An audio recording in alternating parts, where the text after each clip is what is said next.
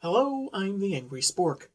Crossovers aren't always one character or one team, each from two publishers. Once in a while, it'll be one universe's singular character with enough power to take out an entire team from another universe. Let's start taking issue with JLA Witchblade and see if this comic makes us want to turn the page or turn our heads.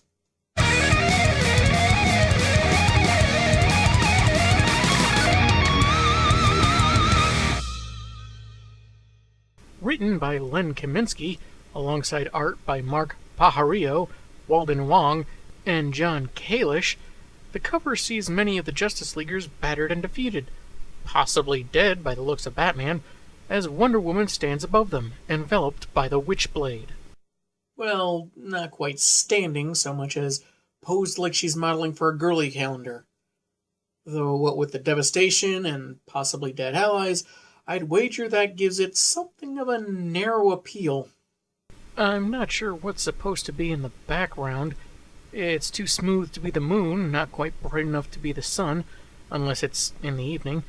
Either way, it's so big the Earth is either about to collide with it or be burnt to a crisp any second now. We open to Lex Luthor in his office, meeting with a Mr. Irons, who seeks to hire the infamous businessman to retrieve an artifact for him. He dances around what it is, a weapon of great worth to him, but currently being utilized by someone highly proficient in its use. On top of the already paid consultation fee, Lex can run whatever battery of non-damaging tests he wants on the item before giving it to Irons, who provides a CD-ROM with information to assist in the operation. Whoa!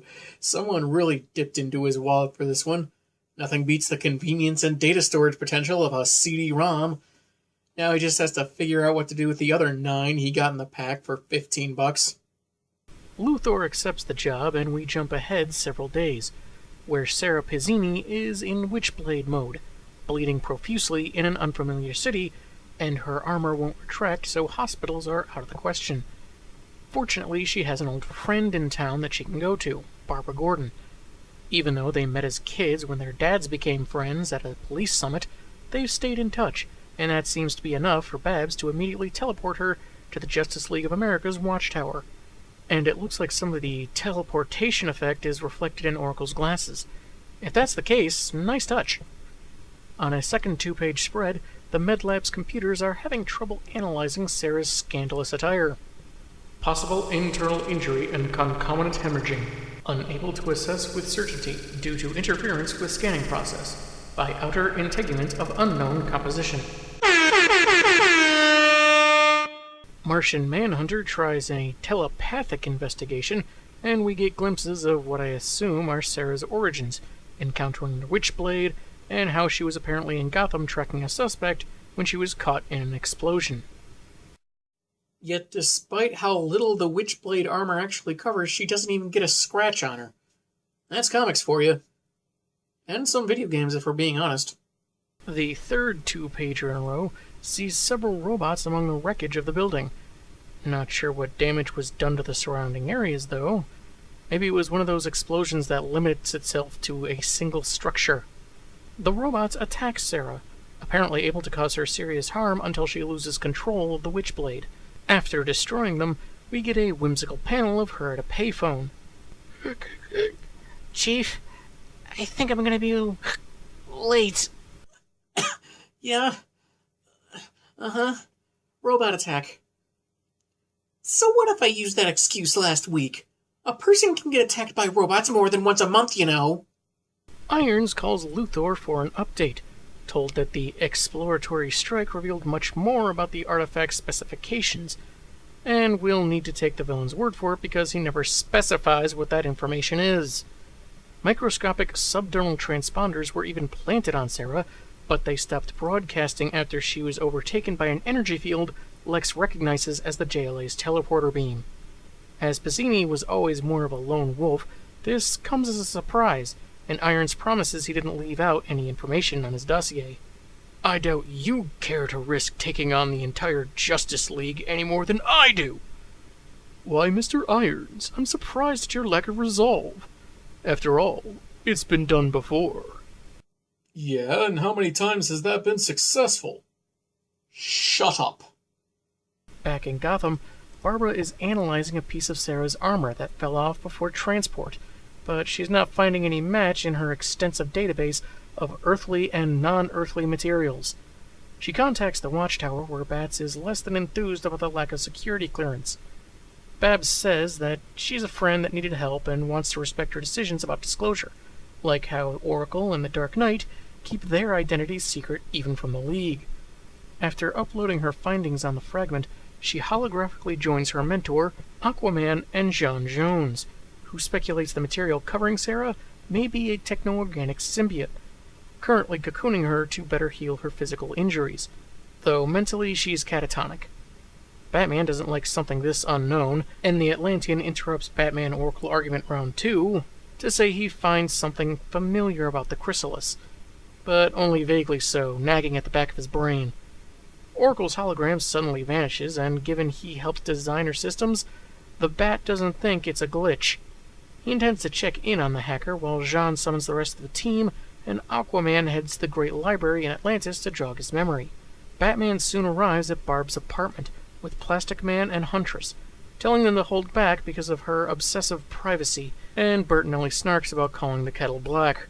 They find their ally sporting a spider-like body construct, an effort to become the ultimate web crawler. Oh, go ahead. Try and lower Peter Parker's self-esteem even more, why don't you? Also, I couldn't help but notice that Babs' shirt is in tatters thanks to the armor. What does the Witchblade have against clothes? She attacks the trio for their trespass, now able to use energy blasts, and Bats tries to reason with her in lieu of Huntress's rush to deadly force. He barely gets a chance, and Plaz doesn't fare much better. Huntress's arrows don't quite phase her until one severs her net link, and she releases pointy ears. That's when the entity attaches to Helena, sensing she was a better-suited warrior. I think the Witchblade really complements her suit, particularly that face guard it produces.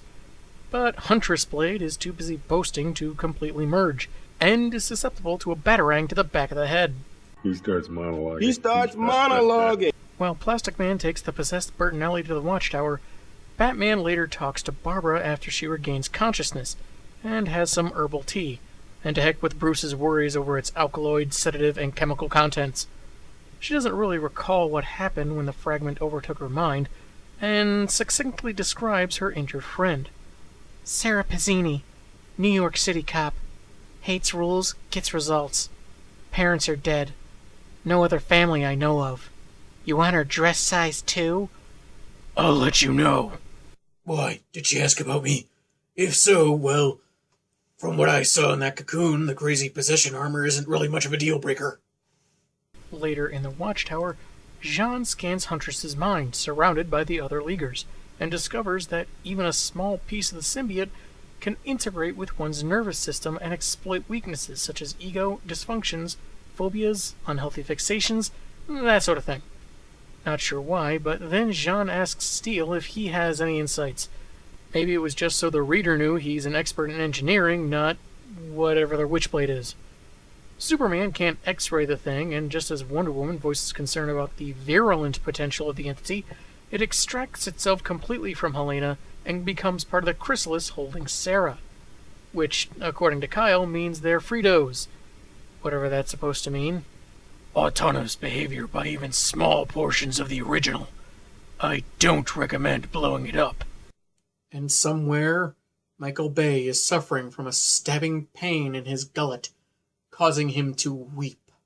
After finding an ancient scroll with the information he'd been looking for, Aquaman returns to the team. Hey man, you're dripping on the floor. It's good for the rug.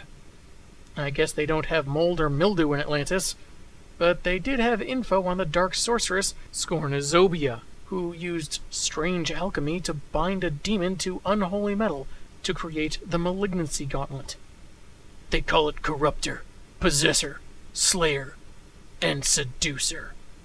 And at that moment, Wonder Woman, strangely absent from the meeting, reaches out to the cocoon. First Arthur's apparent ignorance on what water can do to fabrics, now Diana pulling a move straight out of every horror movie. I thought you both were better acclimated to society than this. Sure, you could say that the Witchblade is drawing her nearer, since one of its nicknames is Seducer, But if that's the case, it's not explained how it's doing that. And if there's an explanation in the Witchblade comics, fine, but I don't read those, so it's still on the writer for this story to explain it. Anyway, before the team can wonder where their resident Amazon is, she wheels in Sara, now dressed in some clothes I guess the League had just lying around, saying the cocoon simply vanished when she looked away for a second. On the plus side, Pezzini seems to be fully recovered, though they still have an unknown creature in their clubhouse. Flash completes an empty-handed search before Steel can begin any scans. Aquaman says there are more Atlantean records about the weapon, though none of them with good news. And Sara wakes up, very briefly, then passes out again, still in a weakened state. And either Diana got a new tiara for Halloween, or she's the new host to the Witchblade. Jean senses some turmoil from her, but she claims it's only concern about their situation. Matter of fact, the Blade senses that Wendy knows who built the machines that attacked it and Sara earlier, likely at the behest of the hated Irons. If the Witchblade can access the host's brain for information, okay. But there didn't seem to be anything distinct about the bots to connect them to Luthor. And guessing that Irons was involved isn't just jumping to conclusions, it's catapulting. Deduction that makes mildly more sense occurs at the estate of Kenneth Irons, where a visiting Lex Luthor mentions how the Witchblade only goes for female hosts, and the most superior it can find. Meaning, if it's on the Watchtower, it'll find its way to Wonder Woman, which will make things easier. How? Lex isn't going to say just yet. He doesn't want to spoil the surprise. First, these guys meet at Lex's office, then they conference on the phone. Now they're at Irons' place, apparently to discuss evil plans while smoking cigars. For two businessmen blowing up buildings and letting the Justice League of America get involved, they aren't being very cautious about their diabolical plans. Lex, at least, is supposed to be a genius. Why is he interacting with a guy he can be easily connected to this way? While Martian Manhunter sticks with their guest, Plastic Man is in the monitor room, keeping tabs on various things on Earth, like anime and Sesame Street. Today's program is brought to you by the letter W. But not the word subtle. As a strangely pale Superman diverts an asteroid for Steel to demolish, the other Leaguers deal with threats across the globe. Robberies, a nuclear sub in danger, and people running out of a museum exhibiting artwork from Arkham Asylum inmates. What are they running from? Maybe Joker had a sculpture with a time-released gas bomb, or Poison Ivy had paintings using plant glucose that could leap off the wall and attack people, but there's no indication they're in any actual danger. For all we know, the exhibits are just really disturbing, so why do Batman and Huntress need to get involved? Wonder Woman is at the UN, calling on women across the globe to drop what they're doing and take charge in order to save various problems facing the world, and she gets interrupted by two squabbling representatives. A couple panels at Irons' place sees Luthor explain that the Amazon Princess will be newly bonded to the weapon and likely overconfident in using it, despite that inexperience. That will be the key in taking it from her in an impending scenario he's arranged. As it is, Wendy has lifted the two noisy reps off the ground, telling one to return land they stole, and the other to stop being stupid. What's weird is, look around her feet and you'll see the ground appears disturbed, but it's not really clear what happened. They're still in the UN building, so did Diana kick up the floorboards or something? It seems more like dirt, but... well, it's weird coloring, let's leave it at that. But the panels don't get much more distinct when attack bots arrive, similar enough to the ones from the beginning of the story, that Wonder Woman recognizes them via the symbiote, and announces her intent on destroying them and their maker, and on the following splash page identifies herself as Witchblade. The UN members within earshot were a little disturbed by this sudden name change, starting change.org petitions to get it undone, but most of them knew she'd go back to her classic title in about a year or so, if it lasts that long. Sara wakes up in the med bay, pondering if this is the JLA's idea of recruitment when she realizes, much to her elation, that she's free of the Witchblade. That's when Plastic Man announces that Diana is going ballistic at the UN, seen here bellowing Luthor's name in a rage. "It would seem your symbiont has found a new host." Symbiont? I can't tell if that's a typo or just a variation on symbiote. Anyway, Pezzini couldn't live with herself if her freedom meant another subjugation by the weapon, and suggests she talk to the League, and... well, considering that their teammate is still on the loose, it seems weird they're sitting around like it's a standard meeting. It doesn't denote the kind of urgency this situation should have. Sara may not know much about the Witchblade's past, or how Atlantis fits into it, but Aquaman's research does match her experience with the artifact's ferocity. As to how it could have quickly assimilated someone as pure as Diana, Sara has a theory. Maybe that's what makes her so vulnerable. Maybe you need a dark edge to recognize its influence for what it is. That might be part of what it looks for in a perfect host. An absolute innocent to corrupt absolutely. Oh, like politics. Or certain parts of the internet.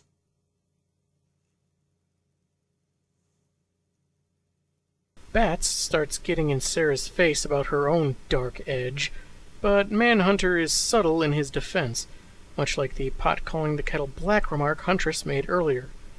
The New York cop is more than responsible enough for the Witchblade, from what the telepathic scans have shown. That's when Steele says he's got a sensor lock on their possessed cohort. But didn't Plastic Man just tell you that she was running amok at the UN? Why do they need a sensor lock if they already know where she is? The League finally confronts Witchblade Woman in mid-rampage, pleading for her to take control. But on a vertical 2-page spread, she shows her refusal by attacking Superman, which causes serious damage given his vulnerability to magic, and threatens the rest of the team with a similar fate. Wait a minute, are we sure Soups is injured? He had that same complexion when he threw an asteroid away from Earth, and he was perfectly fine then. Flash takes the Man of Steel away, saying he's bleeding despite lack of any visible blood, or even much damage to his costume, and takes him to Cadmus Labs to get fixed up. He rushes back to the battle, where a few more members of the League are already down for the count. While Wonderblade attacks Sean with fire, Aquaman suggests they may have to go as far as killing their teammate, but Batman quickly denounces it. I guess Witch Diana heard that because she mentions that she would have liked to take Aquaman as her consort, but will kill him anyway, and... really, I don't know where that came from. Anyway, she brushes off Batman and Flash's attempt to catch her by surprise, and the only Leaguer left standing is Kyle Rayner. "You cannot hope to prevail alone. I possess the most powerful weapon in the universe." "Hey, that's my claim to fame. Isn't that copyright infringement or something? I ought to sue. Then again, why bring lawyers into this when we can settle it ourselves?" I think people would be more eager to serve on jury duty if the attorneys had either battle mechas or alien power rings. Yet another 2-page spread, where Diana gets one hit on the lantern, which seems really effective because, according to exposition, the Witchblade is powered by the dark corners of creation that evidently outmatches Kyle's willpower. I suppose the advanced teleportation controls on the Watchtower are really easy to operate, since Sara Pezzini beams down and orders the Witchblade to return to her as the League regroups. Even Superman. Wonder Woman at first refuses, but Sara says it doesn't have a choice, that they're meant to work together, and that's apparently all it takes. The Witchblade is back with Sara, and she walks into the sunset to resume her begrudging destiny alone. That was pretty anticlimactic. Imagine if they were facing one of their standard villains. "I'm going to stop you! You'll never stop me! Yes, I will! Okay." Irons and Luthor bicker over whose fault the loss of the Witchblade is, even resorting to name-calling, which really feels beneath Lex, let me tell you. And the comic ends in a Gotham restaurant, where Babs and Sara catch up on each other's secret lives, and have a laugh at Green Lantern's expense. And that was JLA Witchblade. It sure was... something I read. The art did get a little more oversexed than the typical JLA comic of the time, but it did seem like, to a small degree, they downplayed it for this one-shot because it's a wider readership than the average Witchblade ongoing. There were parts where the background art became indistinct, to the point where I wasn't sure what was supposed to have happened in the surrounding area of either an explosion or a possessed Amazon on the loose. That, or they just used gradients. Though the book did make me wonder. Kenneth Irons, John Henry Irons, could they be related? I'm kidding, of course. They can't be related. They're from two different comic universes, after all. We got some interesting designs for possessed Leaguers, but that seemed to be the only real point of this entire book. The supposed masterminds worked in the background and didn't seem to meet any reprisals for their actions, not even a knowing, threatening glare from Batman. We got no context for why Irons wants the weapon, or much about Sara Pezzini that isn't covered in a couple dialogue bubbles. Makes it feel like it'd be more enjoyable a read if someone was already an avid reader of the Top Cow title. And the big resolution after 9 Justice Leaguers get tossed around with little effort, leading Aquaman to even suggesting they might have to kill Diana, is that the Witchblade gives up and goes back to Sara, which neither of them really wanted, based on flimsy cliches and destiny and no other option. It wasn't a horrible read, just kinda weak with a couple confusing lines. I can't really recommend it, but I wouldn't call it terrible enough to actively avoid. I'm the Angry Spork, and man, have I got issues.